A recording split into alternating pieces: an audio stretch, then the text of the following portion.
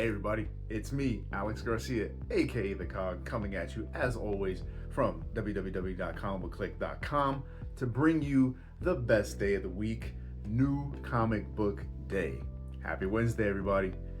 We got a good week of comic books to talk about from many different publishers, and we're going to start off in what I constantly have been saying so far, the publisher of the last 15 or so months, DC Comics. We're going to talk about Absolute Martian Manhunter number 9, by our boy Dennis Camp and Javier Rodriguez on the art. Guys, this series continues to just prove that it's probably the best series out there right now. We got our boy Jon Jones finally got a break from the Martian, right? The Martian, he's been, helping Jon Jones in a lot of cases, but at the same time, him being in the mind of Jon Jones is ruining his personal life. So he asked him, give me a break so I can go deal with my family stuff, patch things up with my wife, patch things up with my son. In doing so, though, we now have the absolute version of Despero, who's taken over that space in his mind. And Despero's doing what Despero does, causing despair. Just infecting his mind. It's the psychological trip that's happening is so relatable. I can imagine I'm reading this and I go, wow, this is what happens to people in life. You get one mindset out of your mind and it allows another mindset to come in. Great way, like allegory, the way this story is being told. And in the meantime, the Manhunter, the Martian, he has been kidnapped and he is being played like a game of Operation, where these people are trying to figure out how to tap into his power so they can use it for their own nefarious deeds. Great issue, such a psychological trip, such a mind trip of an issue. Progressing the story. I'm loving this issue to issue, and unfortunately it's going to be going away soon, but maybe it'll come back. Maybe it'll come back in under a different header. Possibly, right? We'll talk about that in a second. Staying in the Absolute Universe, we're going to jump over to Absolute Wonder Woman number 17 by Kelly Thompson and Hayden Sherman. This continues the story, this introduction of the Absolute Suicide Squad, as they're called, but they're not quite. They're more like the Wonder Woman Revenge Gang or something. We got Zatanna taking over Wonder Woman, using her abilities to accomplish something in her life. And in doing so, that gets done. But then we get a crazy kaiju-esque fight between Wonder Woman and Giganta. Fun issue. As always, Hayden Sherman, they use their talents to tell a wonderful story. The panel layouts, the art, just the way they're able to go from being a regular scale to giant scale so fluidly. Great stuff. And Kelly Thompson, great script, great conversation pieces between all the characters, and the way that Diana, despite her upbringing in hell, is still this beacon of hope and just love. Great stuff. Can't wait to see where this continues to go. Cool.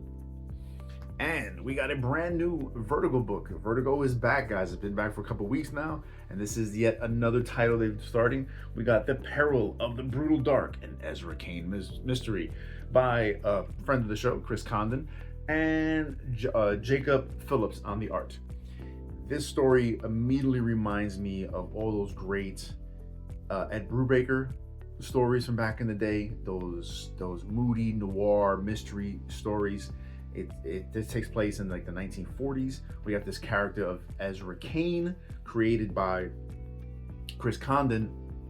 He apparently wanted to make this a character even before the Vertigo thing, but then it just fell perfectly into the Vertigo publishing. This was a cool book. I recognize that it was good, but just something about it, I don't know, maybe it's in the midst of all the superhero stuff. Trying to read this, it was just such a different shift in my mindset having to read it.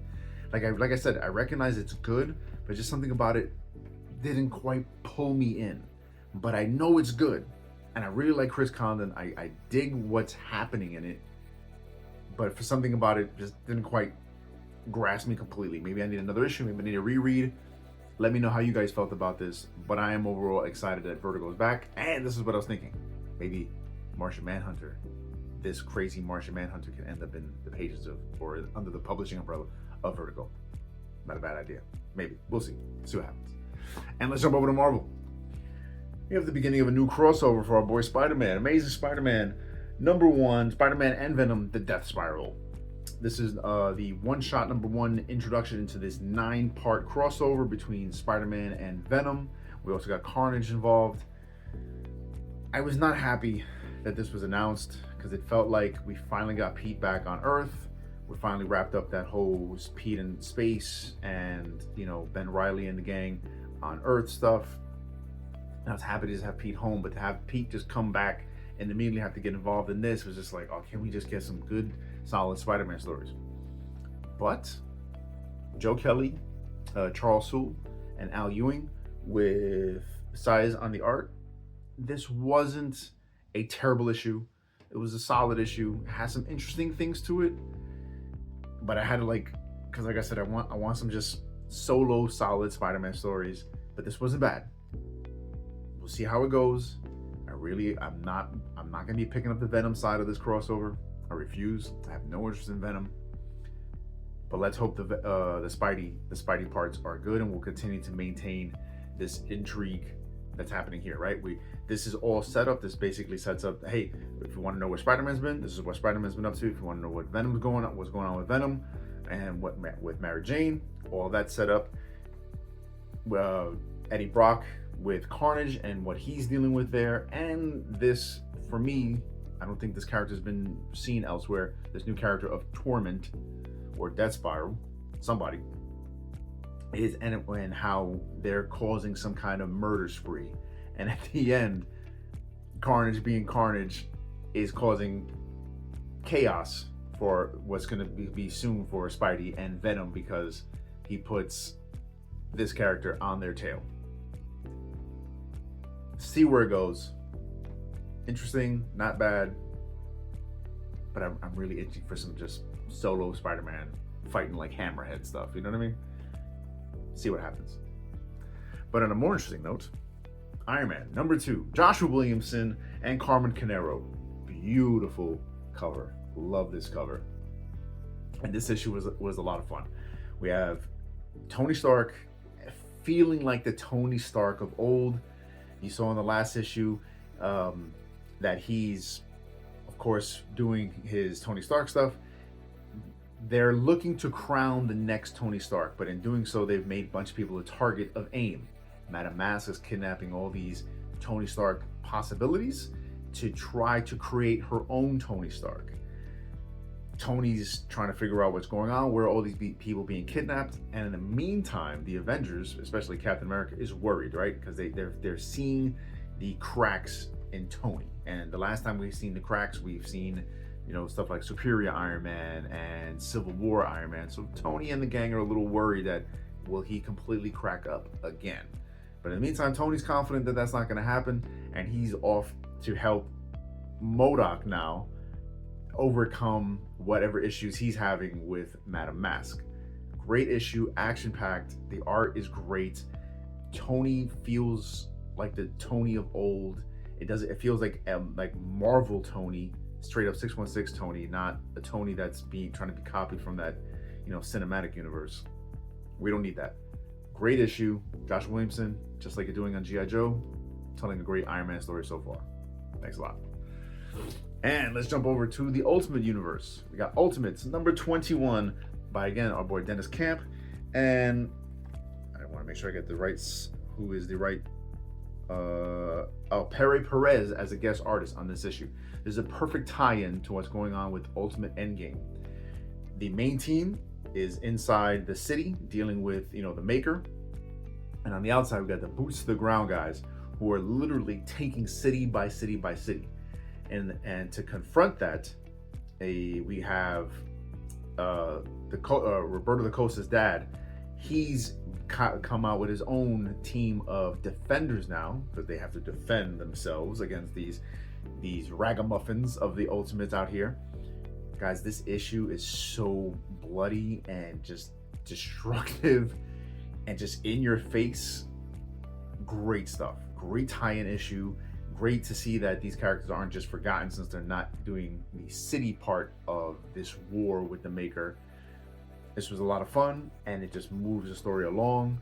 You know, Roberto Lacosta's dad finally gets his just due because we see what he's been doing to lock in his power. Not no more. Great issue. Be prepared though for some squeamish scenes.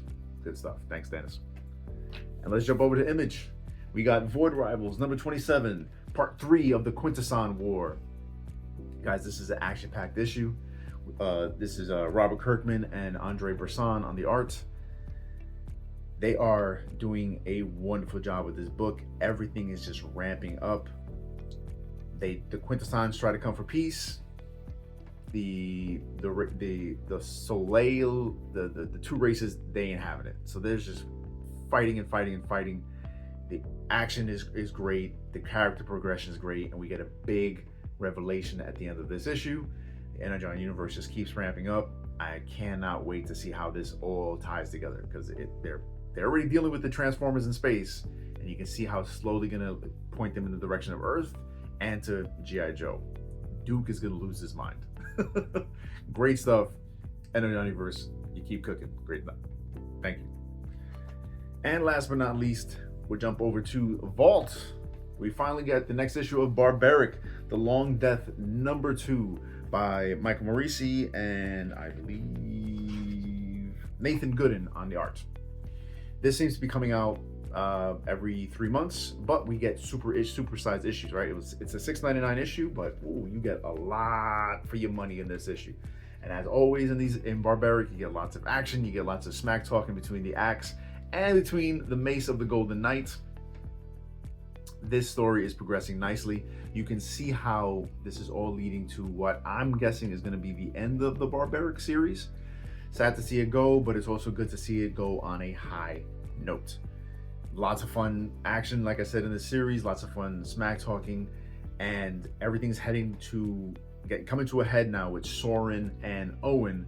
And you know, I'm worried that all of our characters are going to meet their untimely ends, but that goes the way of the warriors and warlocks and witches and mages. But great stuff, guys. If you haven't been reading the series, it's a perfect time to go back and pick up the trades and catch up. If you like Conan the Barbarian, you will definitely love Owen the Barbarian. Don't miss out. And guys, it is the anniversary year, the 40th anniversary year of a great classic. Some consider the greatest comic book of all time, or at least Batman comic of all time, The Dark Knight. Batman The Dark Knight Returns, right? DC is putting out these perfect facsimile issues of the series starting this month or this week. I picked up number 1. I've never owned the individual issues of this comic, so these perfect facsimiles are nice, and you can even get it like I did in this foil version. So don't miss out if you've never collected this series. If you've never read it at all, please pick it up, and also make sure you check out the recent podcast done by our boy the Don, George Serrano, and Jon Escudero. They did a great deep dive into the series where we talked about it in depth. And don't miss out on the chance to pick it up in this beautiful facsimile form. There's even a Jim Lee cover out there as well. It's a beautiful book to own. Every issue is going to be coming out. There's 3 more issues, 4 issues. Don't miss them. I didn't. I had to pick it up. Couldn't miss out. So guys, that's what I picked up this week. It was a fantastic week of great comics, great art. So many comics I couldn't even pick up. There was some more tasty tidbits, but I can't get them all, right? Just like Pokemon, you know, it's not as easy as throwing a Pokeball. I gotta pay for these things. So guys, let's keep the conversation going. Like, share, and subscribe. Comment. Let me know what I should have picked up. Let me know what any tidbits I missed out on. Let's keep this conversation going. As always, make sure if you want to see our long written reviews, check out the comicbookclique.com, where you can our team of writers are churning out fantastic in-depth reviews on all these books and more. Tons of books that I'm not even reading myself. Make sure you're checking out Dirt Sheet Radio, hosted by our boy Jon Escudero and his team, where we talk about all the news in every form of wrestling you can imagine and then some. And make sure you're liking us on our Instagram, Facebook, our X, our YouTube. We want to keep this conversation, like I say, let's keep this going. And please hit up our Patreon, help us pay for these books so we can give you even more reviews, guys. Thank you so much for your time as always. And what I'd like to say is, keep print alive, read more comics. Later, guys.